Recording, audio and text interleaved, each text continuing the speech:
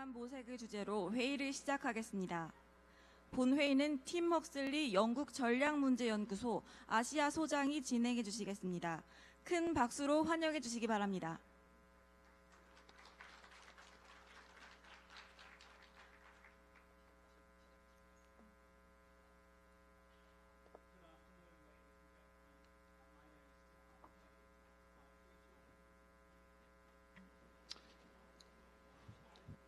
Good afternoon, ladies and gentlemen. My name is Tim Huxley.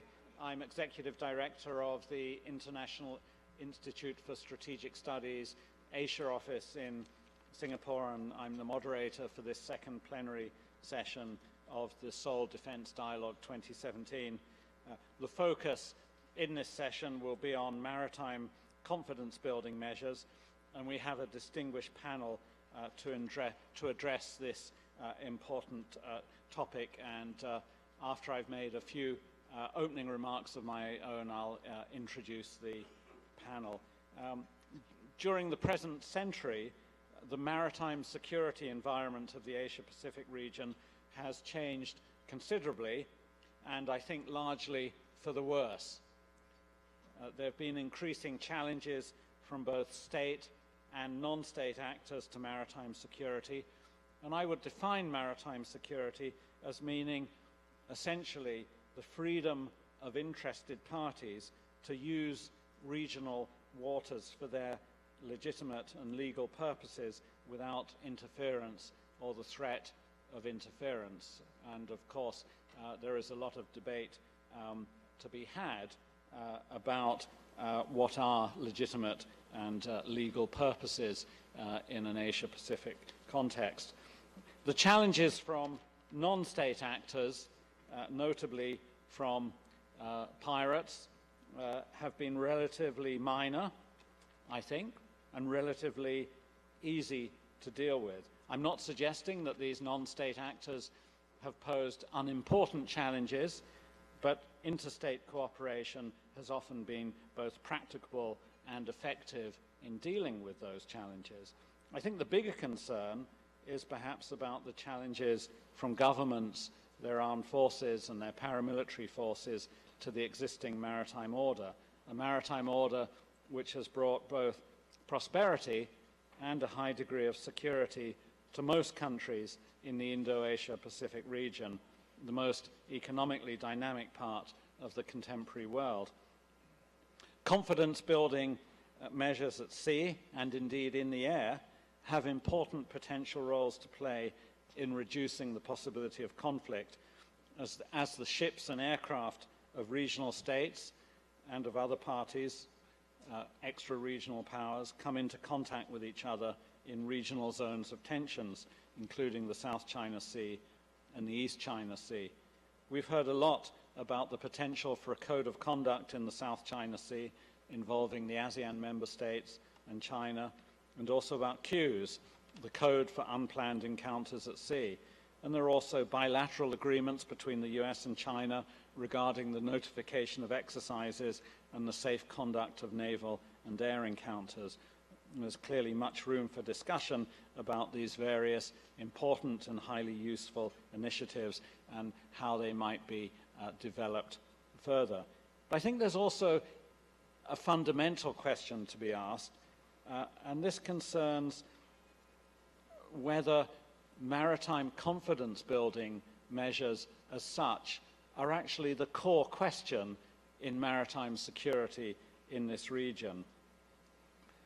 I think there's a question to be asked about how useful confidence-building measures are when the established maritime order is under wider question and challenge in the contemporary region. It seems to me that the Indo-Asia Pacific region nowadays is quite different from the situation that prevailed in the Cold War in the Atlantic and the Mediterranean, where the two superpowers, the US and the Soviet Union, had established an equilibrium that both wished to preserve.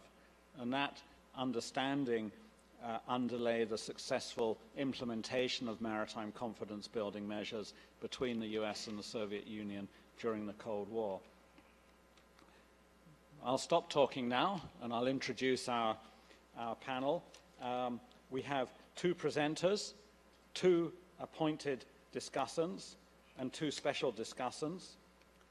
Our 2 presenters going to leftwards from where I am, Dr. Hong Nong from the Institute for China-America Studies in Washington, D.C. And next along, Professor Renato Cruz de Castro, professor from De La Salle University in the Philippines. And our 2 appointed discussants, Admiral Hideaki Kaneda from the Okazaki Institute in Japan, and Dr. Li Xiaohang, president of the Korea Institute for Maritime Strategy, and our 2 special discussants at the far end, Mr. Ralph Brauxipa, Parliamentary State Secretary from the Ministry of Defense in Germany, and Mr. Jukka Martti Justi, Permanent Secretary, in other words, Vice Minister from Finland's Defense Ministry. So we have about 2 hours in total for this session, and I will ask Dr. Hong Nong to open with her presentation. Thank you very much, Dr. Huxley, for a very kind introduction. I would like to start by thanking the organizer of SSD 2017, especially the Ministry of National Defense of Republic of Korea, for having me here to speak and share with you my understanding on the current situation in the South China Sea. So when I was approached by organizers to talk about the issue on maritime confidence building, I think the first case that ran into my mind is the South China Sea, rather than the whole Asia-Pacific region. I think the South China is the best case represent the need for a regional maritime security building measures. And also it is a region, or it is a special case, represent not only the coastal states' interests, but also a competing interests of, on the one hand, coastal states, and on the other hand, the interests of user states as well. So before I touch upon the need for the maritime confidence building measures, I'd like to share with you my understanding on the current situation in the South China Sea. So from the year of 2013 to 2016, because of the lawfare surrounding the South China Sea, so this region has gone through a very difficult time due to this lawfare. And then starting from last July 2016, we actually see an increasing or improving situation in South China Sea, which I would like to describe as the tension has been cooling down, and the difference and the conflicts among the coastal states has been mitigated, and the region has become or returned to a lot of bilateral or regional discussion on cooperations. So we see a lot of very positive factors in this region, which include, for instance, the achievement in the COC framework between China and ASEAN states, and also the conduct of a successful China-US diplomatic and security dialogue. And also we have seen a series of consensus reached by China and ASEAN member states, which will also include, for instance, all these countries agreed to apply the Qs, the Code of Planned Encounter at Sea, to apply in the South China Sea. And certainly we'll also see, for instance, establishment of the bilateral intergovernmental consultation mechanism for settlement of the South China Sea issue between China and the Philippines, among other bilateral talks.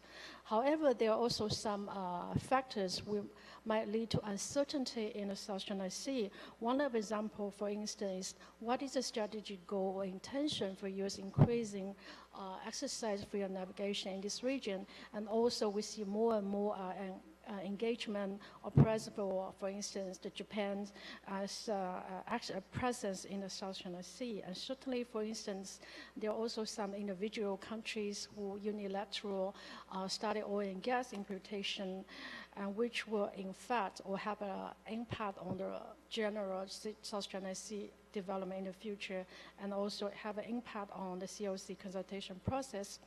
So I would like to quote the Madam Minister of National Defense of Australia this morning, he said that, well, the peace and stability does not happen automatically. There's no such a free peace and stability. So the high-end peace and stability in the South China Sea should not be taken for granted. So from this point of view, I think the regional countries, including China and other ASEAN states, they should endeavor to maintain the positive trend in the South China Sea, while extra-regional powers, in this sense I refer to the user state, they should also, on the one hand, pursuing their legitimate interest in the region, they also appreciate the hard efforts made by this region to achieve the status quo today. So in this I would like to propose the confidence building measures from four perspectives. Let me start with the political one. I think that we are talking about three different types of relationship in this region. First of all, China and ASEAN as one package, they should work together to speed up the COC consultation process, and they're also trying to implement the China-ASEAN track of the dual-track approach, which means that ASEAN and China should safeguard peace and stability in this region as a whole. And there is another issue between China and other disputing countries.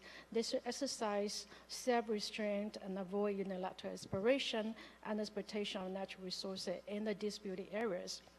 And also between China and the United States, which has been a very interesting phenomenon because we see the South China Sea have evolving from only the coastal states competition for national jurisdiction to power competition between the United States and China. So in this sense, I think both countries should establish an effective and integrated mechanism to manage potential crisis in this region. And then my second point of the confidence building is on the legal confidence building. The 1982 United Nations Convention on the Law of the Sea is a significant maritime confidence building measures. So many of the provisions in UNCLOS have confidence building. For instance, the innocent passage provided by Part 3 in the UNCLOS actually place specific restriction on warship exercise on arrival innocent, because including a requirement that that submarines should transit on the surface. Another very good achievement of the Law of the Sea Convention is also because it provides, in its Part 15, a very standard, a very comprehensive mechanisms for settle the disputes, and also set the guidance for delimitation issues. All those are considered as a very good confidence building provisions. And also it actually talk about cooperation regime according to its Part 9, encouraging the regional state to pursue on their cooperation in an enclosed and semi-enclosed sea. And then effective maritime regime require adherence to the legal principle of UNCLOS as well as other relevant international maritime treaties. However, there are still many gray areas with the law of the sea, and there is some deliberate ambiguity on many provisions because the Law of the Sea Convention actually represents, it's like a compromise package to represent both the interests of coastal states and also the interests of user states. For instance, the regime of EEZ, where the military activities in a foreign country's EEZ falls within the scope of navigation, is a particular issue in a gray zone, in the gray areas, in interpreting the Law of the Sea Conventions. So some dialogues towards common understanding of some aspects of the Law of the Sea where uncertainty exists could be a worthwhile confidence building in terms of legal measures. UNCLOS is an international regime, but there are also other maritime regimes, for example, for shipping, for fishing, for seabed mining, for marine environment protection, etc. And in addition to the Law of the Sea Convention as a treaty law, and there's also the existence of customary international law, which actually help to address many of the issues which is not governed by the regime of the Law of the Sea Conventions. The South China Sea arbitration is by far the first attempt by a claimant state in the South China Sea to resolve the dispute to a third-party compulsory mechanism under Law of the Sea Conventions. However, despite the value of the compulsory dispute settlement under UNCLOS, I think in this particular case, this particular case, and the arbitration award does not make a desired contribution to resolve the real dispute between China and the Philippines. So this raises a question of whether we are actually lacking an international or regional legal culture. I believe that China's decision not to participate in the arbitration case should not be interpreted as not respecting international law or challenging the rule-based order as mentioned by many speakers this morning. I think in this sense, all the countries, as a legal confidence building measures, all the countries' political will to choose a suitable approach to address its maritime disputes in political and regional contexts, which should be respected. And the Article 298 of UNCLOS, which allows a state to exclude many of the sensitive issues, including sovereignty, including maritime delimitation, including law enforcement, or military activities from a third-party compulsive mechanisms. This spirit of 298 should not be undermined. That raises the question of that through the South China arbitration case, the sovereign state's political will to choose a mechanism that's most suitable for its own countries should be respected. Now let me move on to the confidence building from the perspective of navigation regimes. So in the South China Sea, although we often talk about the free navigation, I will argue that the free navigation has not been challenging in this region. However, we do foresee or have witnessed some issues in terms of the safety of navigation in this region. I was reminded when I prepared this speech, I was reminded of the most two recent cases. Once in August, the U.S. Navy ship and the oil tanker collided off the water of Singapore and Malaysia due to the force operation. And another example is in July, there was a Philippine container ship crashed into a U.S. guided missile destroyed in July. So those examples remain reminding us we do face some safety issue of navigation in this region. So in this case, it's very important to develop an efficient maritime confidence building measure to ensure the safe and secure navigation in this region and to reduce tension and prevent conflict. So in this particular circumstance, I think the Lobster Convention and the 1972 International Regulation for Preventing Collision at Sea and a multilateral agreement that set for a legal binding obligation for all the states, including the coastal states, in addition to the user states. And another legal example is the 2014 Code for Unplanned Encounter at Sea provides a great guidance for duty of safe interaction at sea, although it's not binding. So let me give one example between United States and China in the area of navigation. I think these two countries signed back in 2014 and 2015 a legal but non-binding memorandum of understanding on the rules of behavior for safety of air and maritime encounters. Although we still have a lot of problems and unresolved issues remaining, but the MOU still contribute much to the confidence building between these two navies. And in addition to that, I think in the China-US Strategic Economic Dialogue outcome of strategic track in 2016, the two countries also reaffirmed the importance of MOU and decide to include a mechanisms for informing the other party of ballistic missile launchers.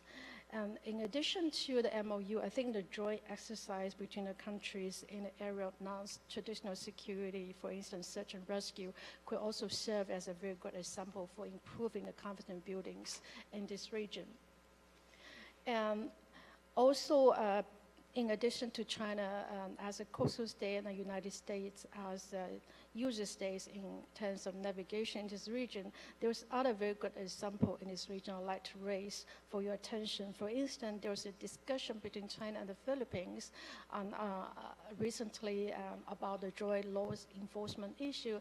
They were also served as very good example bilateral, and I understand there's also ongoing discussion between China and Vietnam on joint law enforcement issues, and I believe all those measures actually are setting a very good example to improving, for instance, the confidence building in terms of navigations. And my last point about the navigation measure is on the regional cooperation. Well, to be honestly, the South China Sea issue is a mix of both territorial competition and pending maritime limitation, in addition to also the strategic interests of many user states. So a peaceful solution to the South China Sea is a common interest for all disputing parties and other stakeholders. However, what is the most practical approach that fits well and the reality of the nature of the essence of South China Sea disputes remains a question for debate. And I would like to argue that compulsory dispute settlement mechanism might not be the only or the best option to address the dispute in the South China Sea. I think every option is open, including third-party forum, but that has to be done on the mutual consent from the states relevant.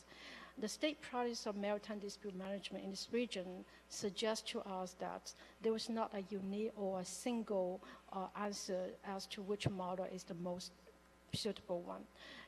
So I would like to suggest a 4-tier model of maritime dispute management in a practical manner in the South China Sea, namely environmental protection or environmental security should serve as driving force of cooperation in this region, and then followed by the fishery cooperation should be serving as a start or beginning of promoting the dispute resolution.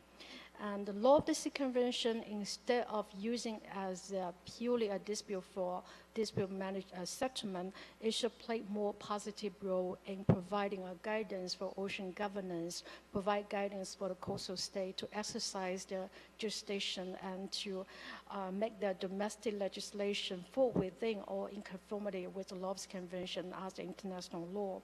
And last but not least, I would like to encourage we should we are in a need of transformation of thinking as a foundation to lead policy and research direction in the future discussion in the South China Sea. With that, I will finish my part. Thank you very much. Thank you very much, Dr. Hong. You provided a broad survey of the scope of confidence-building measures at sea, and you focused very strongly on the South China Sea, and I think you raised some very interesting questions in the course of doing that, and I expect that there will be some amongst our delegates who will want to ask you follow-up questions on that later. So thank you very much. And I now turn to Professor Renato Cruz de Castro. Renato. It's working. Okay. Good afternoon, ladies and gentlemen. But before I do my presentation, let me express my utmost appreciation to the organizer for giving me the second chance to be in this very productive dialogue. I tend to agree with my Chinese friend and colleague that there is stability in the South China Sea, no less than when you had the ASEAN summit last April. The chairman's statement basically mentioned and praised China's cooperative endeavor in the South China Sea. And no less than, of course, and Foreign Minister Wang Yi said that everything is fine as long as external actors are not involved.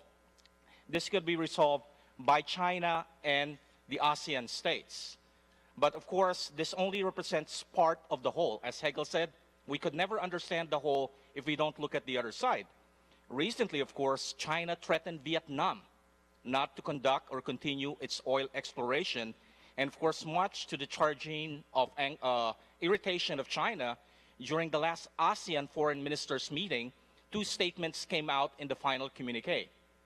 The unilateral action and, of course, the militarization of the structures in the South China Sea.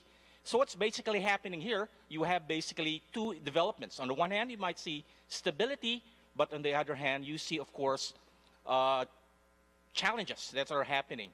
And of course, a number of analysts and scholars would basically say that despite the stability mentioned by China, the South China Sea dispute is one of the 4 major flashpoints in the region, along with the Taiwan Straits, the Senkaku Island, and of course, the Korean Peninsula. Of course, resolving this issue would not happen overnight. Many analysts and scholars would say it's simply a matter of managing the South China Sea dispute through, of course, a confidence-building measure. But of course, the reality is that there's no confidence-building measure on hand. There's no viable regime. And of course, my second argument is, raise the possibility, how can a viable, I'm talking about in terms of a viable, because people, when we talk about confidence-building measure, we think in terms of the CBM as the end. No, it's simply a means. The means is, of course, is to prevent conflict, and hopefully by preventing conflict, we could find means and way to ultimately resolve the dispute, which is, of course, easier said than done.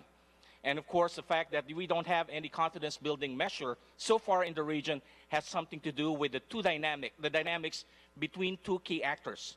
Number one, of course, would be ASEAN, and number two would, of course, be China. And they're coming from two different perspectives. For ASEAN, the creation of a confidence-building measure through the Code of Conduct is in pursuit of a legally binding CBM regime to foster a rules-based system as opposed to a power-based regional order. Rule-based framework containing a set of norms, rules, procedure that the parties in the South China Sea would have to respect, and of course confidence-building mechanism in support for a cordial relationship and possibly, of course, peaceful settlement of the dispute in the region in accordance to international law, specifically, of course, UNCLOS. Then, of course, the other actor is China, and of course, this is where you have, of course, the issue. ASEAN's goal is to maintain the status quo of rules-based system. China's goal is, of course, very clear: maritime expansion. It's something to do with, of course, the fact that China's emergent power, its goal is basically to expand its maritime domain. No less, this was betrayed by an internal party paper that was congratulating President Xi Jinping, basically effecting the creation of a maritime buffer zone, a great wall in the South China Sea that is, of course, intended not primarily against the ASEAN countries, but against the country's foremost strategic offshore bouncer, and that is, of course, the United States.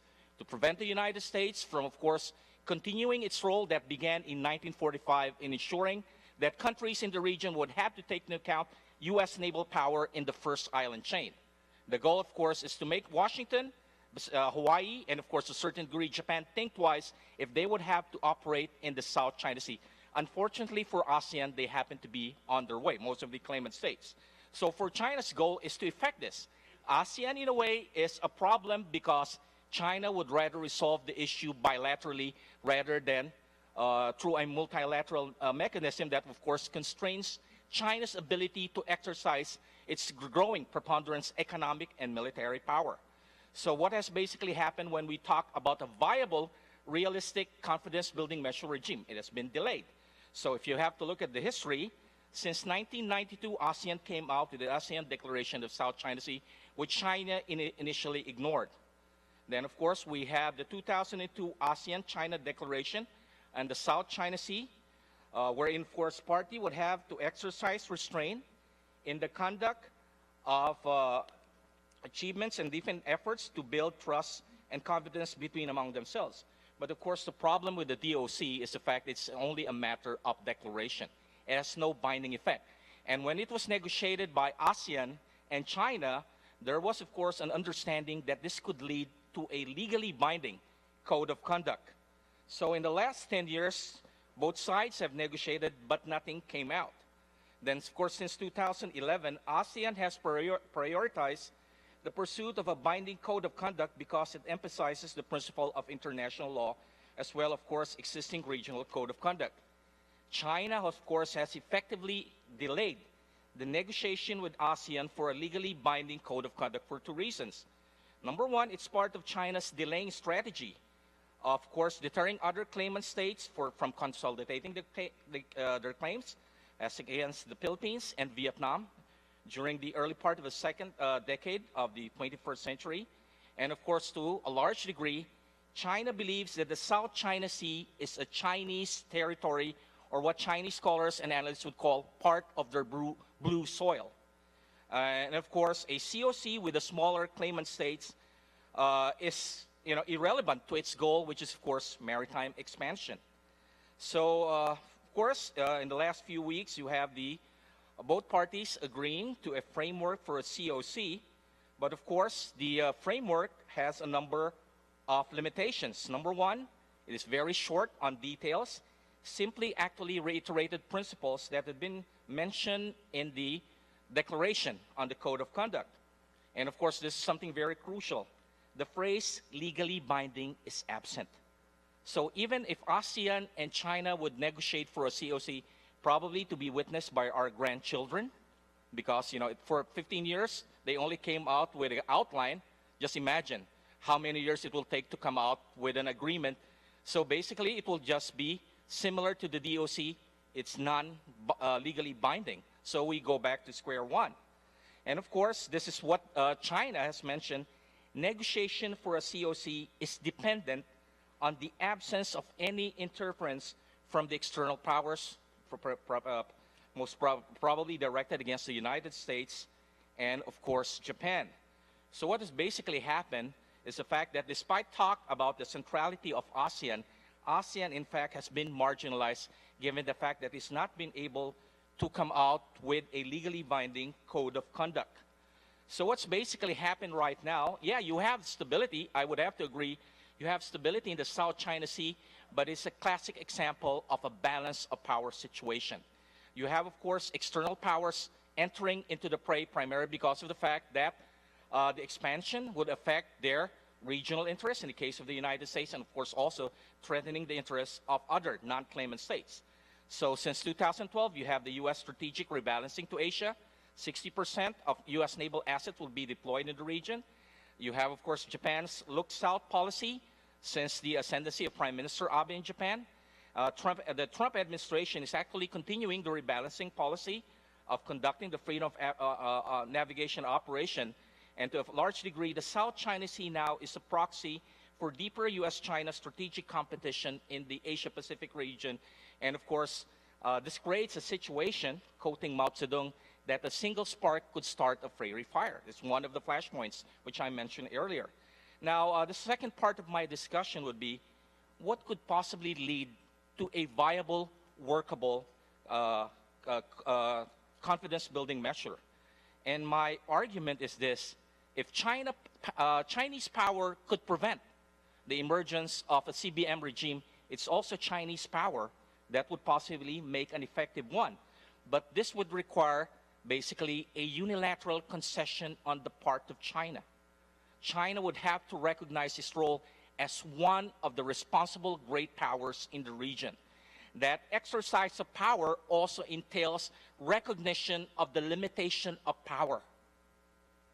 That China would have to basically, as an emergent power, and it's basically seen as an, in terms of maritime expansion, would have to give certain concessions to the regional power, assuring them that this expansion would not be at their expense and that China's maritime expansion would pursue more or less a stable, peaceful platform.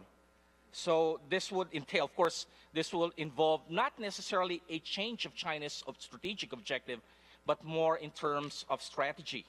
So I'll just give about something like 3 possible scenarios on how China could basically effect a viable confidence-building measure wherein China's power would have to be used in a constructive manner to assure us that China is a responsible great power in the region. Number 1, China's unilateral accommodation, recognizing, of course, the legitimacy of small states' maritime entitlement based on international law. That China's, if China would have to build up its navy, it will not be at the expense of losing our exclusive economic zone. This will also basically entail that China would have to recognize and respect international law. Of course, the tribunal came out with a decision. China did not only ignore the ruling of the tribunal, it also basically questioned the credibility of the tribunal. And it did not, of course, look into the merits of the discussion of what is contained in the ruling of the tribunal. China would have to review its position, transforming, of course, its legal claim to more of a historic title and looking at in terms of joint management rather than simple sea control. Then, of course, second stage would be individual acts of unilateral accommodation of the smaller states, paving way, of course, for reciprocal restraint by the other disputing states. As part of the strategy of the smaller states, like, for example, Vietnam, and to a certain degree the Philippines during the previous administration, is to bring in the great powers. And of course, that great powers or other naval powers would balance China's maritime expansion. In the case of the previous administration in the Philippines, the former Aquino administration signed the Enhanced Defense Cooperation Agreement, which of course would provide the temporary return of American forces in the Philippines with the hope that this would deter China's maritime expansion. I think Vietnam is seriously considering strengthening, of course, its security relationship with China. If China would show goodwill in its action, then small powers would find no need to adopt a balancing strategy against China. They would basically see China's maritime expansion as not necessarily directed against their interests. Then the third would, of course, be joint development. China, of course, offers joint development as a possible solution now. But this will not happen because joint development is not a means. It is a result that once you have, of course, good relationship among the claimant states, where you really have confidence. You will never have joint development if there's lack of confidence and trust among the claimant states. Then finally, of course, you'll have this narrative that China's emergence is indeed peaceful, that it will not be directed against any external power, and it will benefit all the small powers involved in the region. Of course, what I'm saying would be very challenging for China. It's an emergent power. It has a sense that countries in the region would have to take into account its emergence. But transforming its strategy of maritime expansion to more of managing what I call the maritime commons would basically create the same effect. You won't have the involvement of external powers if you will have, of course, peace and stability in the region, and that will also only happen if the other smaller claimant states would see China's emergence as peaceful indeed. Thank you very much for your attention. I look forward for your interesting questions later. Thank you very much, Renato. You also focused very clearly on the South China Sea, and your presentation was very strongly argued, and I sense some controversy in the air. And again, I think we'll come back to that in the debate. Thank you very much. We now have our four discussants, each of whom will speak for 10 minutes, and I would like to ask Admiral Kaneda to speak first. Okay, thank you, Chairman. Generals and admirals and distinguished guests, senior officers. I'm a retired Vice Admiral Kaneda from Japan. As a discussant, I would like to mention about China's aggressive maritime activity first, with its efforts for maritime confidence building measure in the Indo-Pacific region and beyond. As a general illustration of the regional maritime security, in recent years, China is believed to be aiming to build up capabilities to conduct operations in more distant waters and airspace. Accordingly, China has rapidly expanded its maritime activities based on its sea and air powers, both in qualitative and quantitative ways. In the sea areas and the airspace surrounding Japan, Chinese naval vessels and Navy and Air Force aircraft have been observed conducting training exercise, such as carrier-based helicopter flights and fleet formation and maneuver exercise, as well as information gathering activities. Many Chinese government ships and aircraft that belong to maritime law enforcement agencies have been observed engaging in monitoring activities for the protection of its maritime rights and interests. Extremely regrettable are such activities by China, which include intermittent incursion into Japan territory waters by Chinese governmental vessels, intrusion into Japan's airspace, and dangerous acts that could cause unintended consequences, including a China vessel direction of a fire control radar at a GMSDF destroyer. The flight of Chinese military fighter jets abnormally close to a self-defense force aircraft and activities that could infringe upon the freedom of the overflight over the high seas, such as the establishment of the East China Sea Air Defense Identification Zone. China is urged to act based on the principle of the rule of law. Regarding the activities of the naval forces, the number of Chinese naval surface vessels advancing to the Pacific Ocean has increased in recent years, and such advancement continue to be conducted with high frequency. In recent years, activities by Chinese Navy and Air Force aircraft which appear to be gathering information about Japan of some form have been intensified. The number of scrambles by the JSDF against Chinese aircraft is also increasing dramatically. China has also been intensifying in activities in the South China Sea, including waters around the Spratly Islands and the Paracel Islands, over which territorial disputes exist with neighbors, including some ASEAN member states. In March 2009 and December 2013, a Chinese naval vessel and other vessels approached and intercepted by U.S. Navy vessels navigating in the South China Sea. The Chinese Navy is thought to be shifting its naval forces toward offshore water defense and open sea protection, and is steadily increasing its capability to conduct operations in more distant seas, such as the Indian Ocean, in recent years. Additionally, China has been securing overseas bases of activities, such as harbors, which would help support its far seas operations.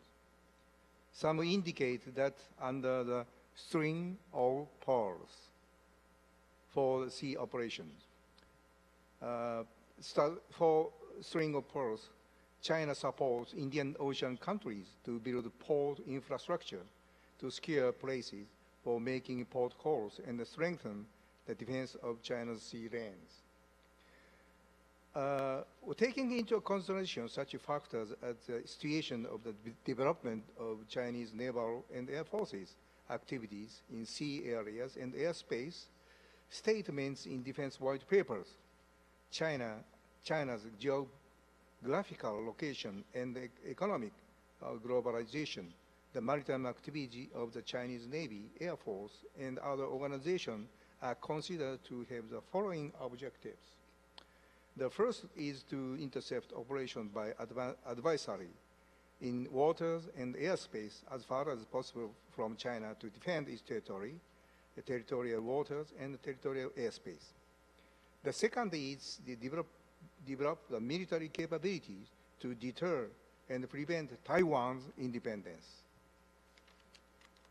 The third is to weaken the control of other countries over the islands to which China claims territorial sovereignty, and to strengthen the claim through various surveillance activities and use of force at sea and in airspace surrounding the islands. The fourth is to acquire, maintain, and protect its maritime rights and interests. The last, fifth, is to defend its sea lanes of communication. In the background is the fact that its sea lanes of communication, including its crude oil transportation routes from the Middle East, are extremely important for the globalization Chinese economy.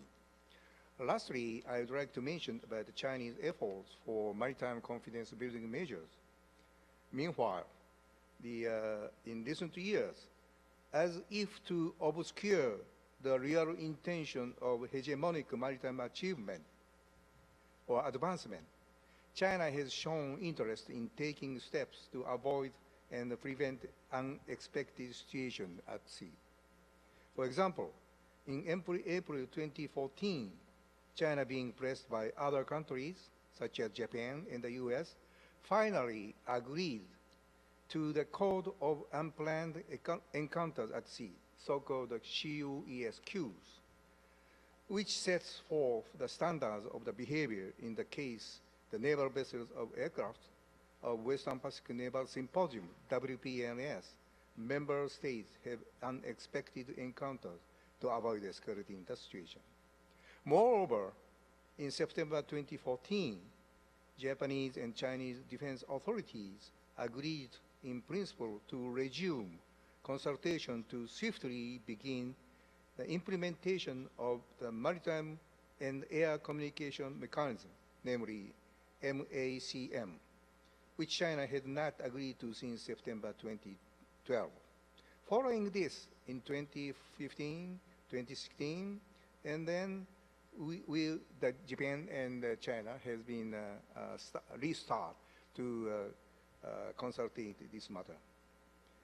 It goes without saying that MCBM, Maritime Confidence Building Measure for China, looks one of the important political tools. But anyway, even so, I sincerely hope that China agrees to Japan-China bilateral MACM, maritime, air, and confidence building measures, and also the maritime, air, and communication mechanism as soon as possible. Thank you. Thank you very much, Admiral.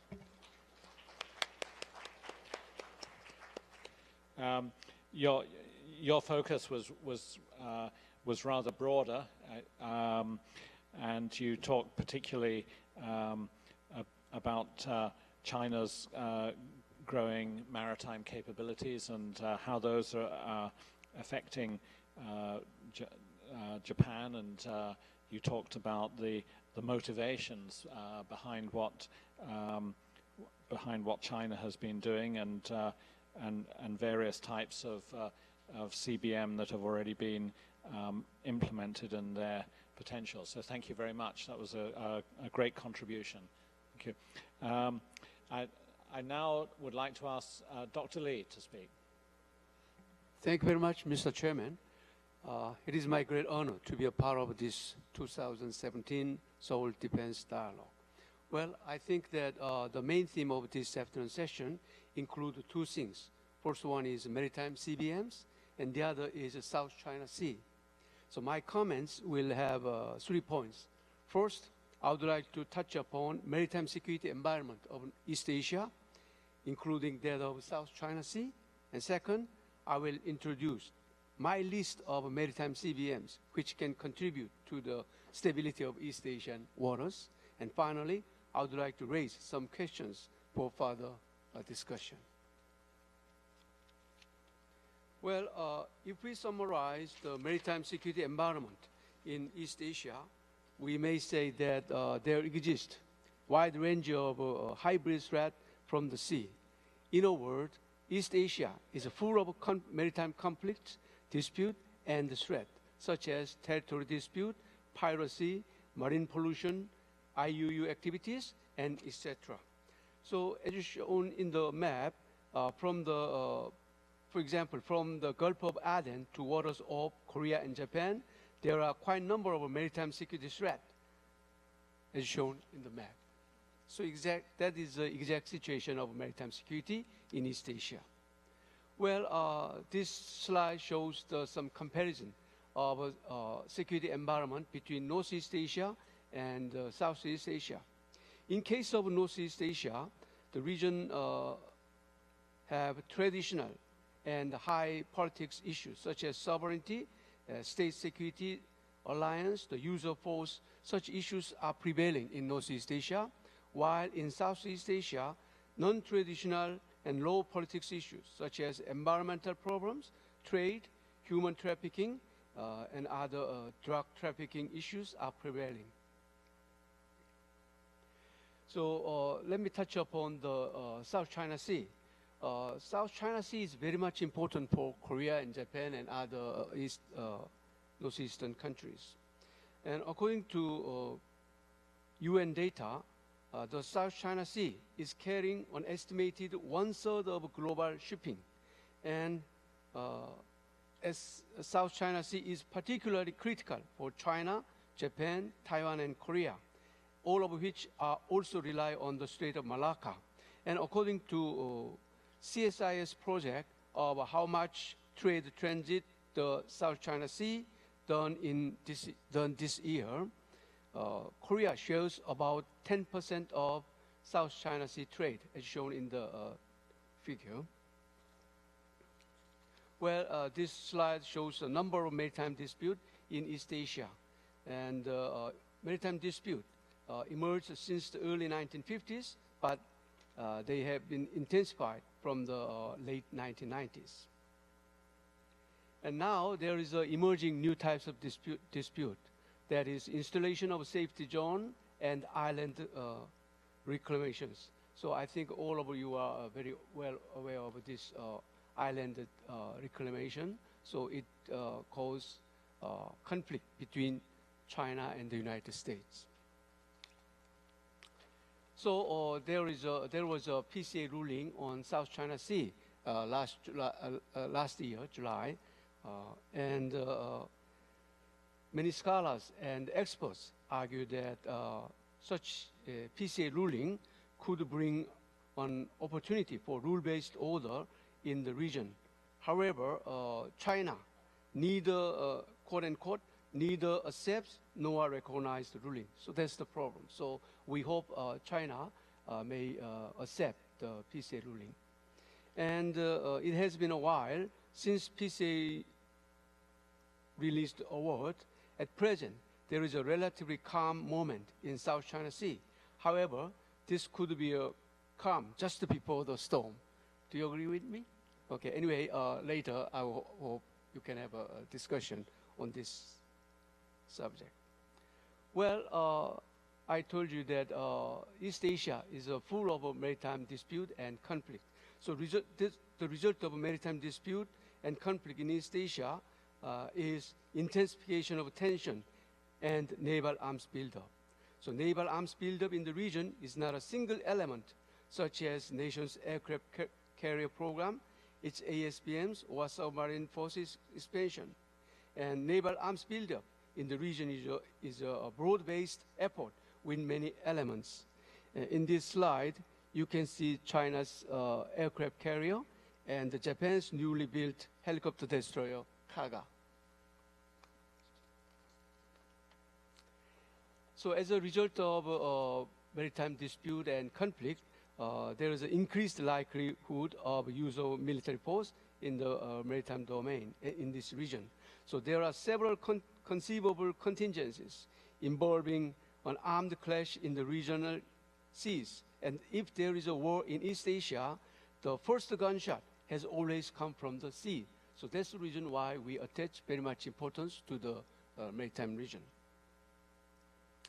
And in this situation, some scholars argue that war or armed clash is inevitable in East Asia in the near future, citing the term Thucydides trap.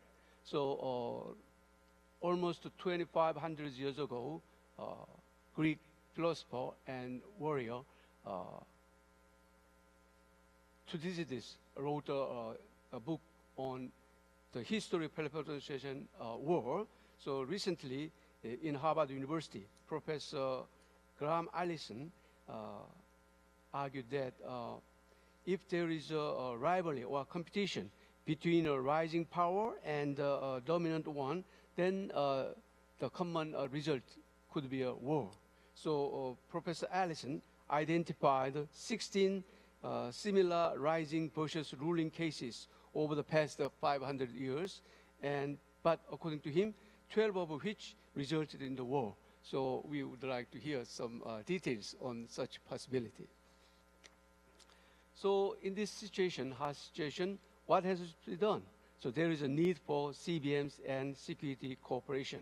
So the security in East Asia today is like a pressure cooker filled with steam.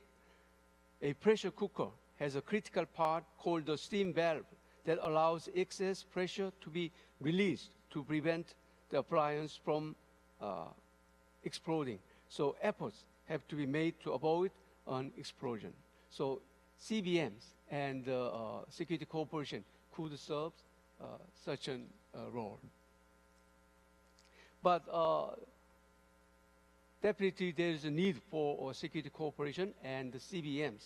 However, I would like to emphasize that we have to overcome the so-called paradox of CBMs. That is, it is very difficult to implement CBMs in the region where they are urgently needed, while it is very relatively easy to implement CBMs in the area where they are less needed, just like in Europe. So this is just my proposal on maritime crisis management systems and maritime CBMs. The major objective of maritime crisis management is to control events during a crisis to prevent significant and systemic violence from occurring, thereby focusing on avoidance and accidental and unplanned military collision and escalation. And the objective of maritime CBMs is to eliminate the causes of tension and crisis and reduce misunderstanding or miscalculation of military activities, thereby strengthening peace and security. So those measures, they could serve as a cooperation spirals in order to provide mutual policy moves for achieving substantive progress in bilateral relations in the region. So this is examples of MCA crisis management systems and maritime CBMs. So already Dr. Hong Nong enumerated many examples of such measures. So I would like to add that in case of queues, there is a proposal to include civil vessels and fishing vessels and Coast Guard vessels. So we hope such queues could be strengthened to include all the vessels in the ocean. Well, my assessment is that East Asia will remain a volatile region due to the parties' unwillingness to resolve their territorial and maritime dispute through either negotiation or arbitration. So the long-standing clash of principles underlying United States and Chinese interpretation of the right to freedom of navigation and the mutual distrust, especially between China and Japan, will also continue to generate occasional crises. So I would like to reiterate the importance of MCMS, maritime crisis management systems, and maritime CBMs. So finally, I would like to raise some questions for further questions. First one, is COC a panacea?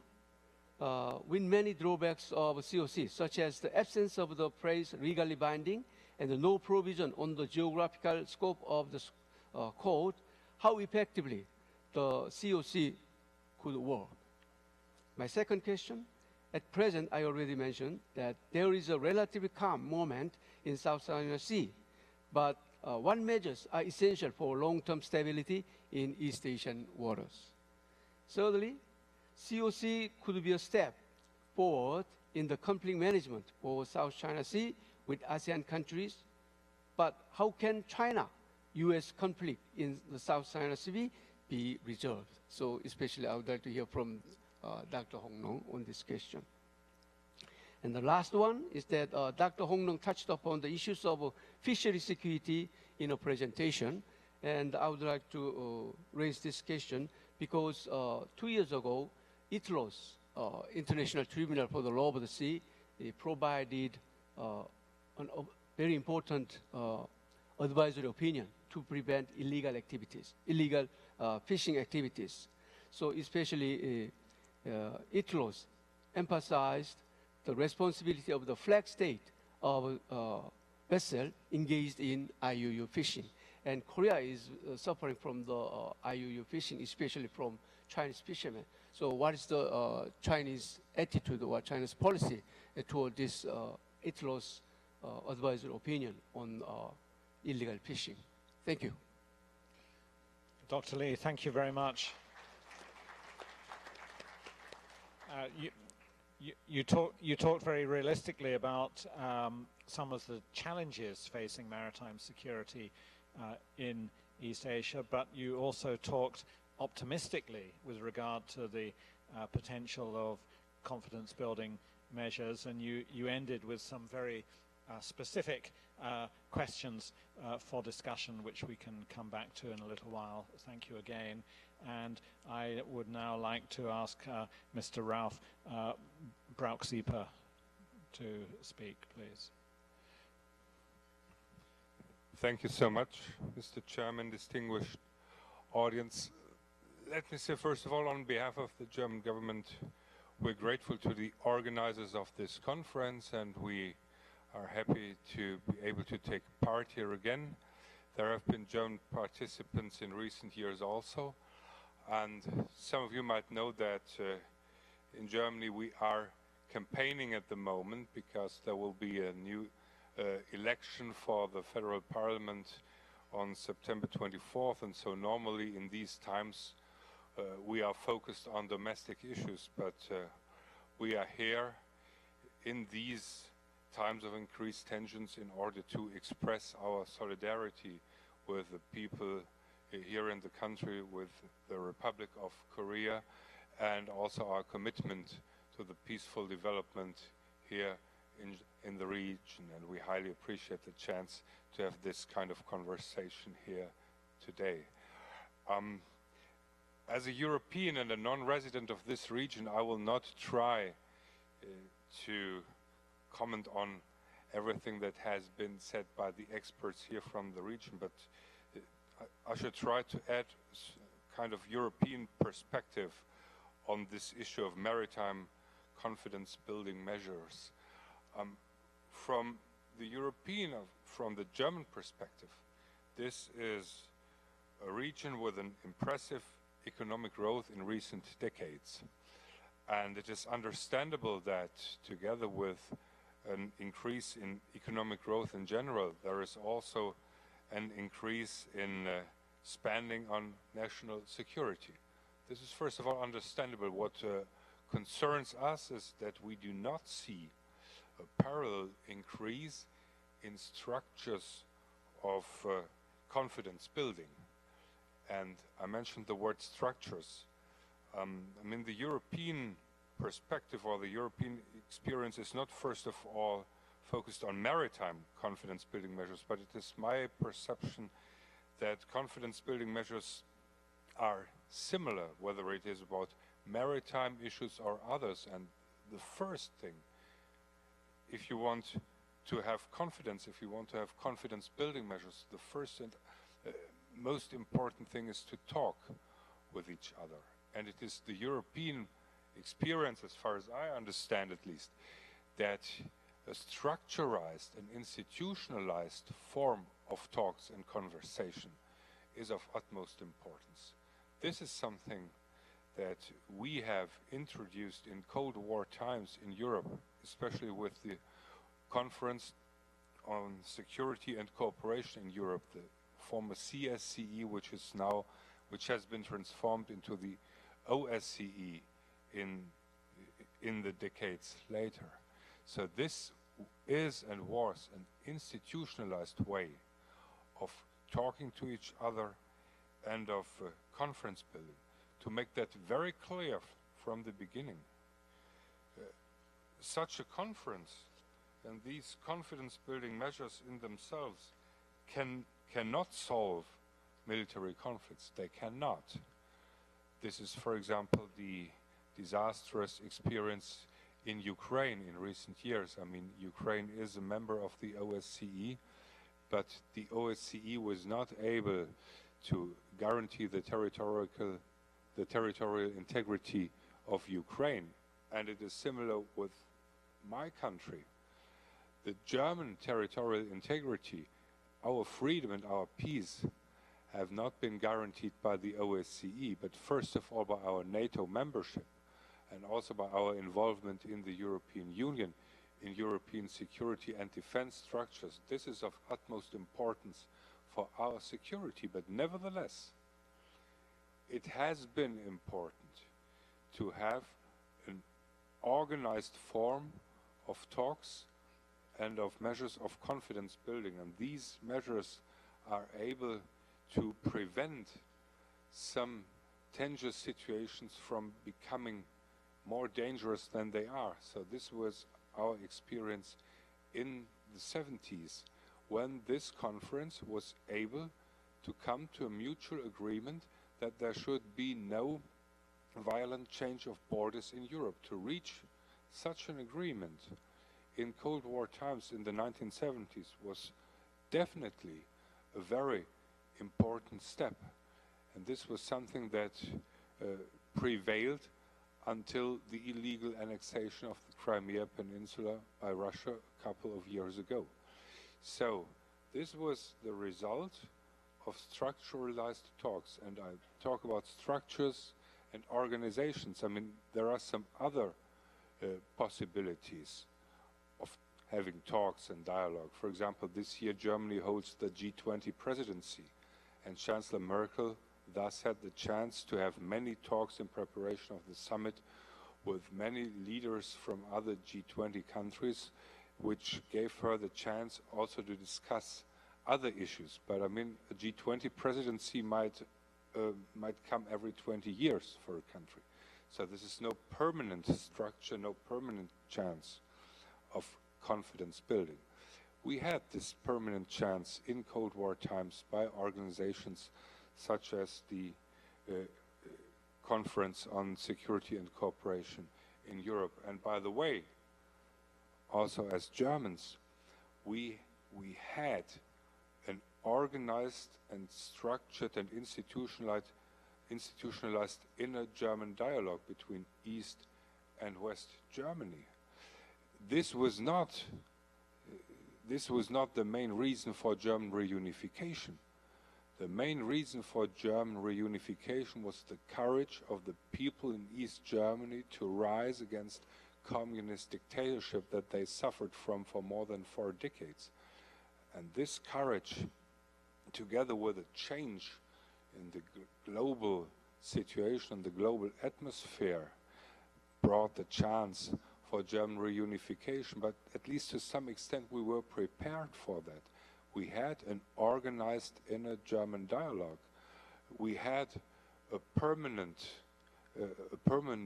mission of West Germany in East Berlin, and there was a permanent mission of East Germany in Bonn at that time. So we had the chance to have organized talks to prepare some things, although this, as I said, territorial integrity in Ukraine couldn't be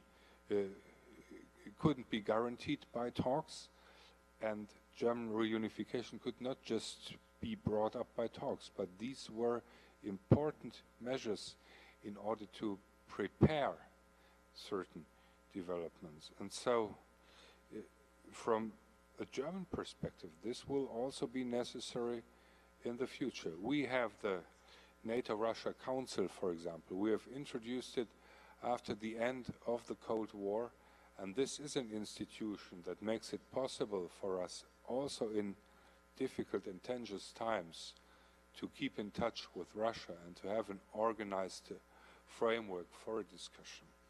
And so it is our experience that these institutions are the most important aspect with regard to confidence building. Of course, there are some specialities, definitely with regard to maritime issues, visits on ships, vessels, and some other technical issues, but these are really technical issues.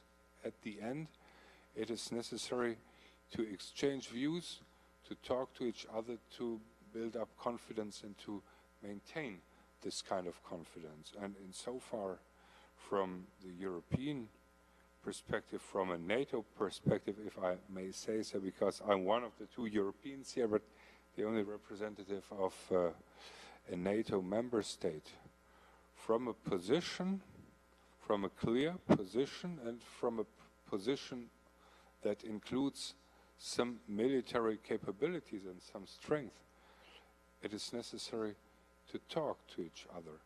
And it seems to me that these mechanisms have not increased here in a way comparable to the increase of the economy, to economic growth, to the increase of consumption of security, so of armament, for example. And so what I can only ask the actors here in the region is to talk, to start talking where it hasn't started yet, and to keep talking in order to create confidence and also to preserve confidence in difficult times, in times with high tensions. I think this is of utmost importance for the peaceful development in this region that Germany is committed to. Thank you so much.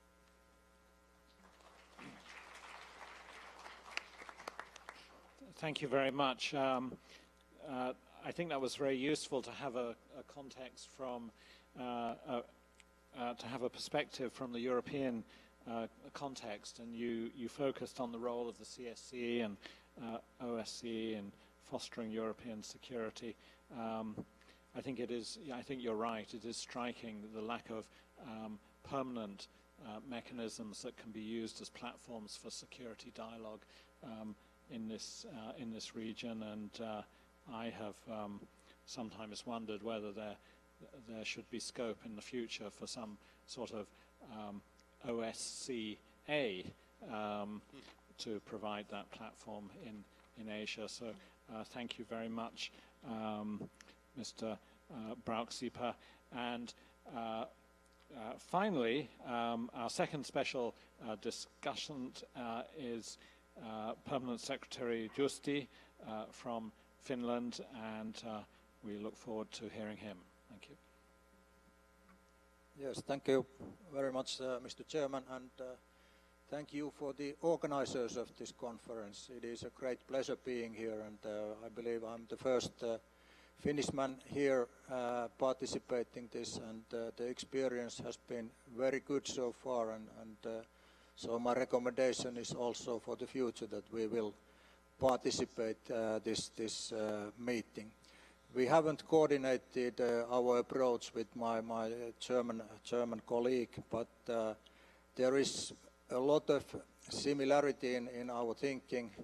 Of course, Finland is in a position that we have a neighbor, Russia, 1,340 kilometers common border, so it is extremely important for us to have the dialogue, to have the open channels. And the other thing which was also clear to me was that I am not here to advise you how you should solve your situations here, but I will provide some insight from our point of view, how we have been dealing with some of the issues. And since my background is military, I will be practical, and I will describe the Finnish maritime environment and perhaps some lessons to be learned. You might know or you might not know that the Gulf of Finland is one of the heaviest traffic naval ways in the whole world. There is some statistics, 1.2 million people travel from across the Gulf from Helsinki to Tallinn, more than 1 million travels from Helsinki to Stockholm, and we have several hundreds of international cruise ships traveling there also during the summer. Altogether, more than 40,000 ships travel that area. And there is a lot of crossing traffic, which is the tanker traffic, and you can imagine it is extremely difficult and dangerous that if you hit those tankers. And furthermore, you have to add on the icy conditions which we have during the winter. The ice can be up to 0.5 meter over there, and the darkness. There is only 6 hours daytime during the winter. However, in this difficult and challenging environment, the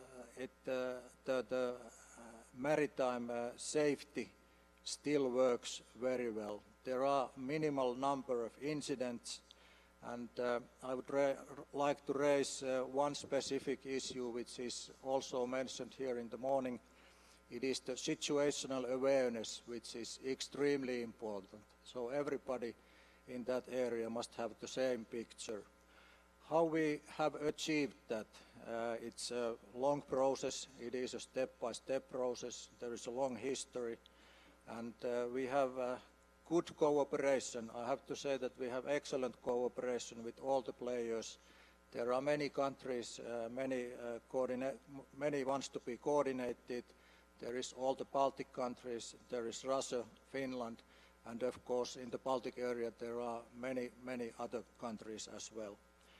So we share the picture in good cooperation, and there is a long history evolved. Since Finland is an EU member, I have to mention also the EU global strategy as well as the EU maritime security strategy, which emphasizes civil-military comprehensive approach on security issues, including maritime safety and security issues. Finally, of course, there is one pretty risky element I have to mention, and the risky element at this very moment, especially in September now, are the extensive military exercises in the Baltic Sea and in the Gulf of Finland, like the Zapad exercise and the Aurora exercise.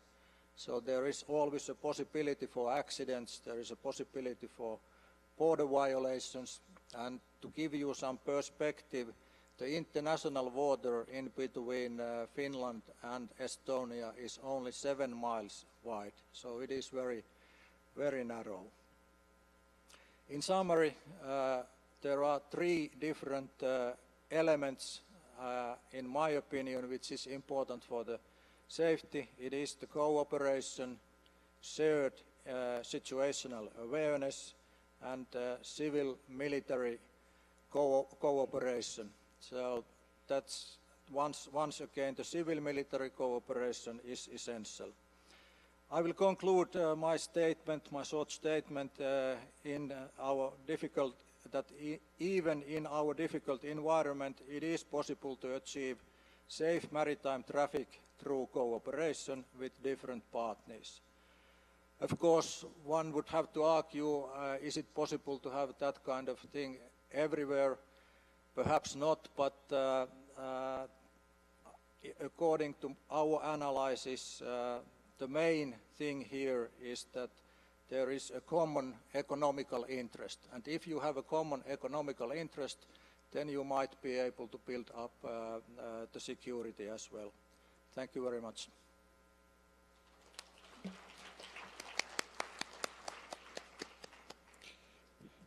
Thank you very much, Mr. Justi, for that perspective from Finland, and I think you provided some very interesting details of the complexity of Finland's maritime environment and the dangers that are inherent in it, but at the same time the way that through cooperation you have been able to manage that with a very high degree of success to the benefit of all the countries in your region.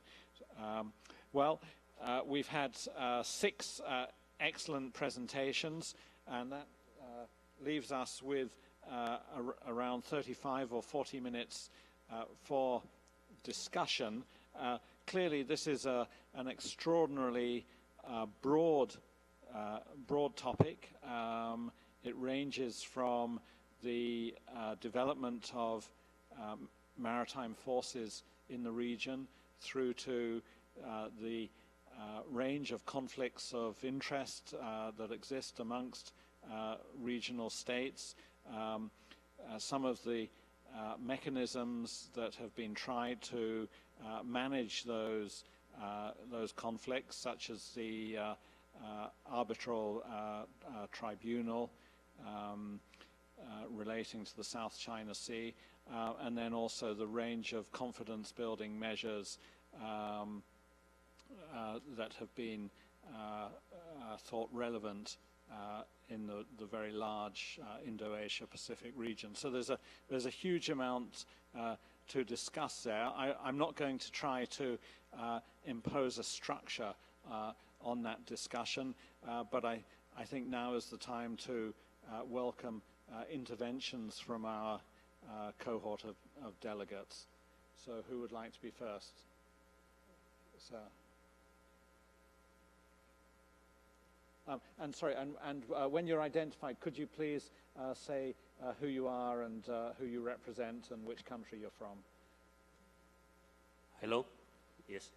My name is Jan Viet Thai. I'm from the Diplomatic Academy of Vietnam. I have questions for Ms. Hong Nong.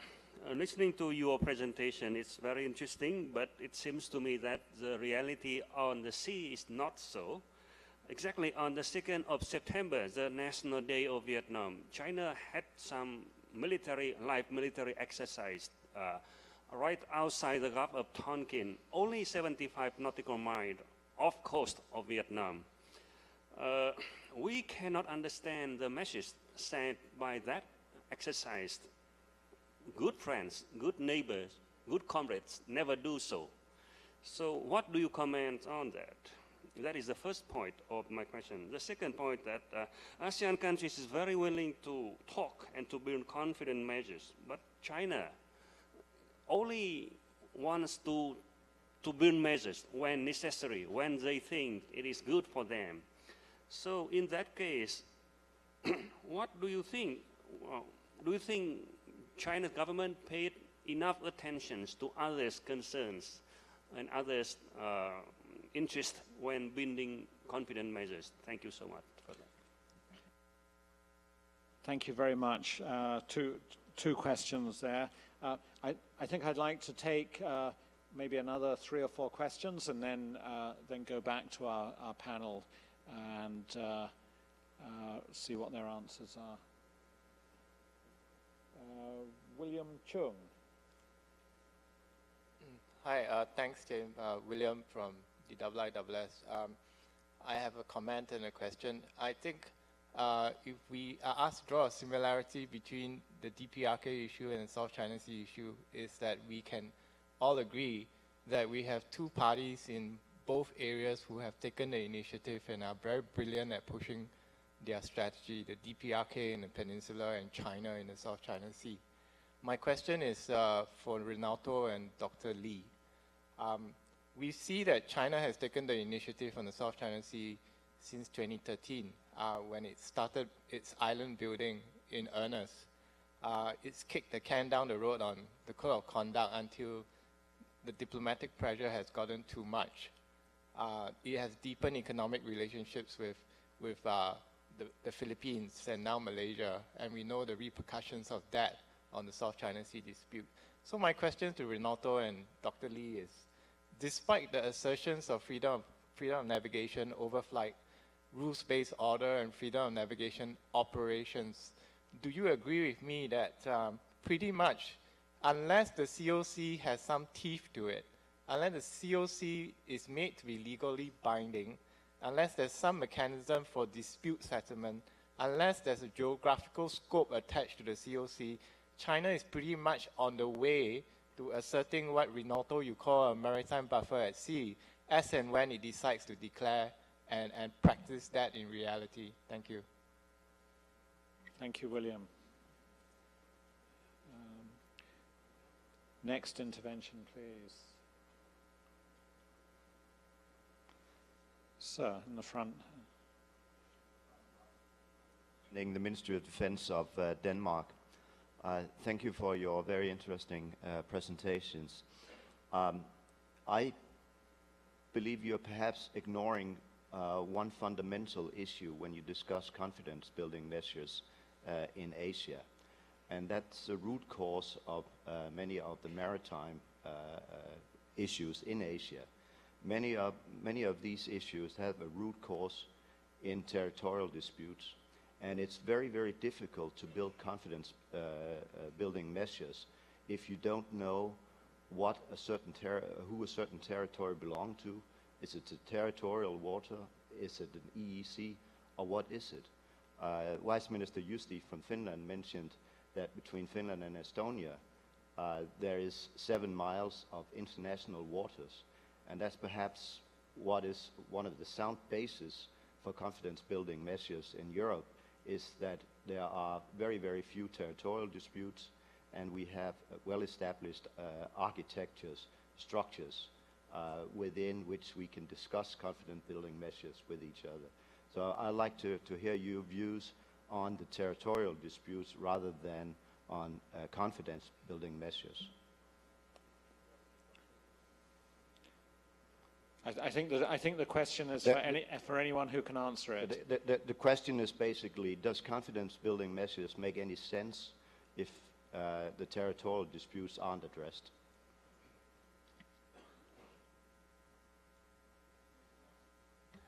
One more intervention before we go back to the panel.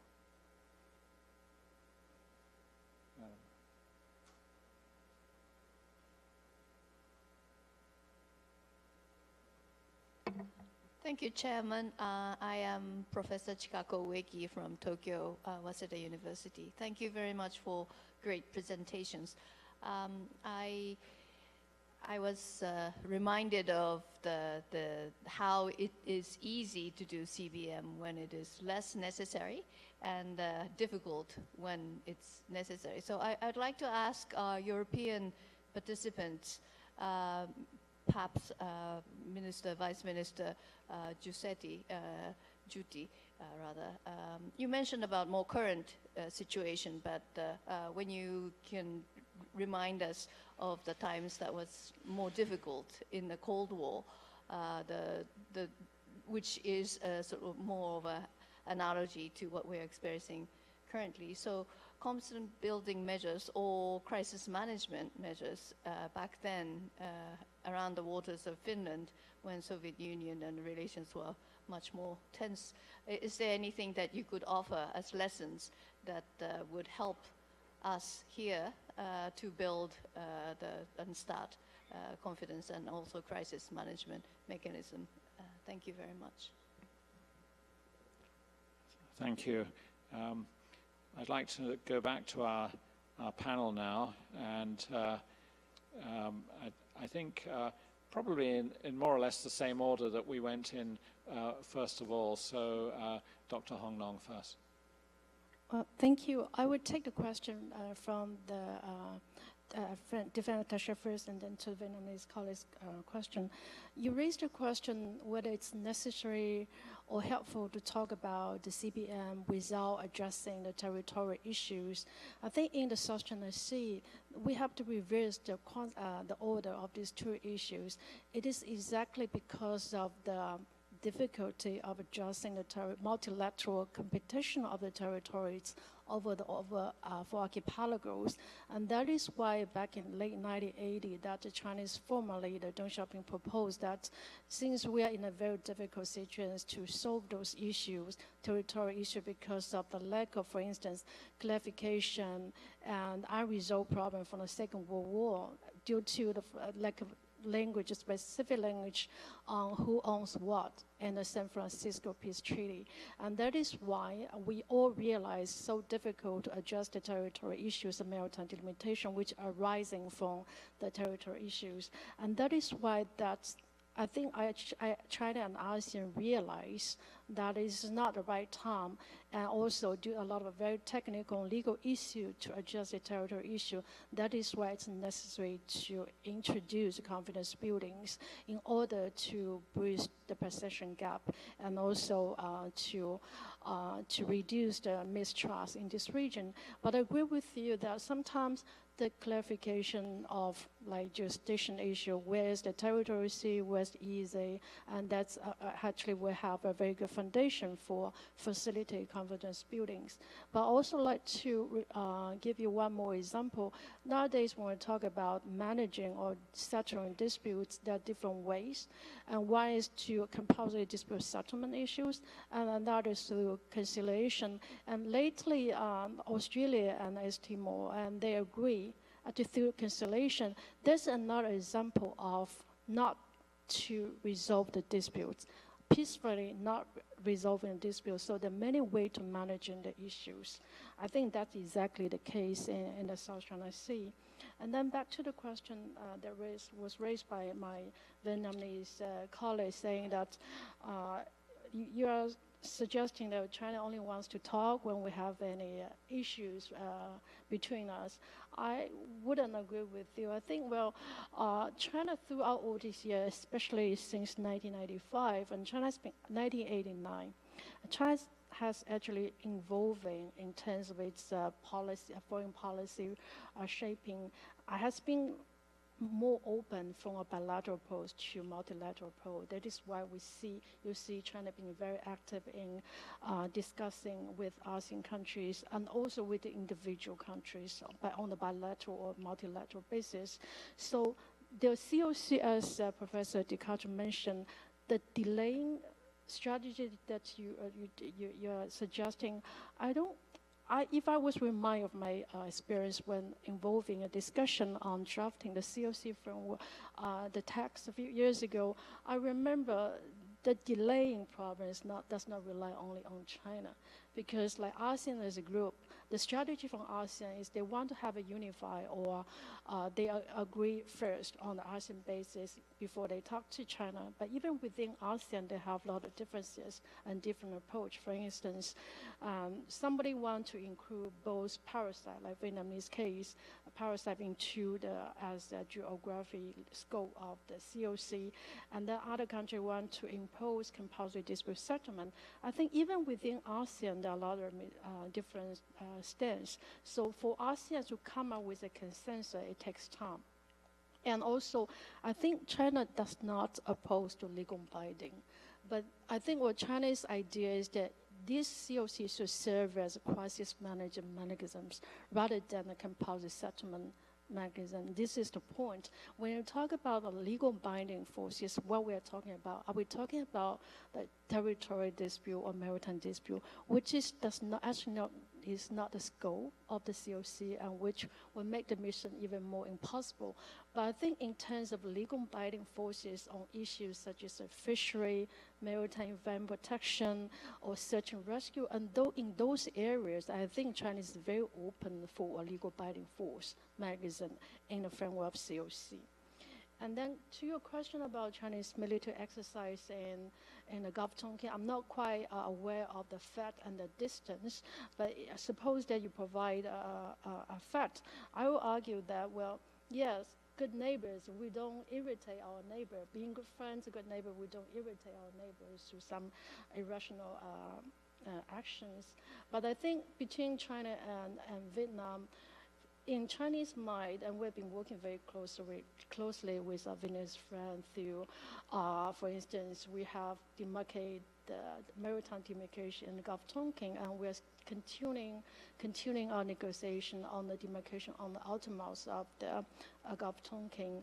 But because when we're seeing a gradually very improving situation in the South China Sea, and then Vietnam started to unilateral explore the oil and gas in the disputed areas. If I remind you that back in the 90s, when China signed a contract with one American oil company, Crestone, then Vietnamese government opposed and protested. So China, as a compromise, as a good neighbor, then we removed the contract. And then like last year, early this year, when we're actually seeing a more positive situation in South China Sea, so Vietnamese action was unexpected to China. So I don't want to link these two issues together, but I think sometimes, as our friend from Germany mentioned, well, some dispute might not be solved through talk, but the CBM is necessary to prevent the potential conflict. So I think with that, I hope that I address your concern. Thank you very much. Maybe you can discuss further bilaterally later. Address the Professor question Renato. first by William. Yeah. Well, I think that's the main issue between ASEAN and China. ASEAN's goal for a code of conduct and a confidence-building measure is in one way or the other constrain China from, of course, altering the status quo. The main point here is the fact that China's maritime expansion, its 9-line claim, is altering the status quo in the South China Sea. Whereas the South China Sea historically has been a sea common to all, China's goal is basically to have control over the waters and the land features within the 9-line. ASEAN goal is, of course, to prevent it, and this accounts for the fact that you have this very long impasse regarding the code of conduct. From China's perspective, any legally binding code of conduct would restrain its strategic initiative of realizing its goal of maritime expansion. And I basically agree with you that the delay has something to do with the division in ASEAN, but China has also effectively applied a salami tactic. This became very apparent, of course, what would happen with ASEAN in 2012, when for the first time Cambodia, of course, decided to prevent or veto a ministerial communique, and of course there's something to do with the $5 billion offered by then President Hu Jintao to Cambodia just before the summit. And of course I see this happening in my own country. Whereas before, the Philippines was in the forefront of challenging China's maritime expansion because of the promise of $24 billion, which of course the current administration, Philippine administration, think would resolve the issue once and for all once it got a hand of this $24 billion official investment from China. This will basically prevent, of course, the Philippines from becoming very much involved in the South China Sea and basically have adopted a policy of what I would call appeasement vis-a-vis China's maritime expansion. But of course the effect has basically rendered, again, a division within ASEAN.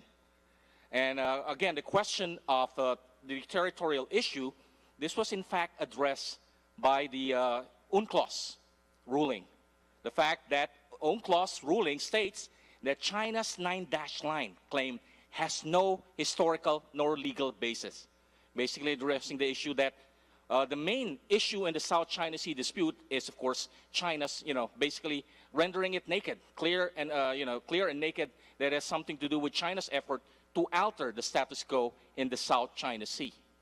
Unfortunately, again, my government decided to shelve this issue just basically to accommodate China's desire to basically manage the dispute on a bilateral level. Okay? Thank you. Admiral. I think I can respond to Danish general's question. The demarcation of the territorial issue or maritime confidence and building measures. The two things are quite different, very, very different things. Territorial issue, of course, the military or law enforcement forces of each country should be involved to protect, to defend the territory. But solving the territorial issue, it is not directly the military task. It is a political task. And building confidence building measure, while it's a different than this matter. The confidence building measure is just to build confidence. If the unexpected encounter or unexpected crash was happened between some military assets or law enforcement assets, but to stop, not to go expanding to the real crash or escalating to the crash. So that is a quite different matter. I can tell you the Japanese case. Yes, we have Japan, Russian, so-called Ink Sea, incident at sea agreement between two countries. That was firstly proposed by USSR then, now the Russia, to make up the maritime confidence building measure. And they raised the issue to how to make up the incident at sea agreement, like the U.S. and USSR had already made up, and to reduce the opportunity to crash, to escalate to the real confrontation. And so we are discussing, and we agreed upon to make up the Japan, Russia, then Russia. The INCSI agreement, while putting aside the political issue. This is a matter, just a matter to the avoiding any necessary escalation caused by some minor mistaken crash. So I think we can do that, putting aside the political issue, and then, but to avoiding unnecessary crash to escalate, that would work very well. And now we and Russia still enjoy to this agreement. That would give us a good chance to discuss about the unnecessary action between the two countries in every year. So I think this is a good gear. But again, territorial issue would not be a military to military discussion matter. That's a political matter. Thank you. Thank you very much, Admiral. Dr. Lee. Thank you. Well, replying to the comments made by gentlemen from IISS, to contribute real peace and stability, the newly coming COC of 2017 must be different from DOC of 2002. So when COC serves as a treaty with legally binding effect, then it could be a real meaningful step forward in conflict management in South China Sea. So in that sense, otherwise it will be another replica of a DOC of 2002. And in that sense, I would like to re-emphasize that drawbacks of present COC must be corrected.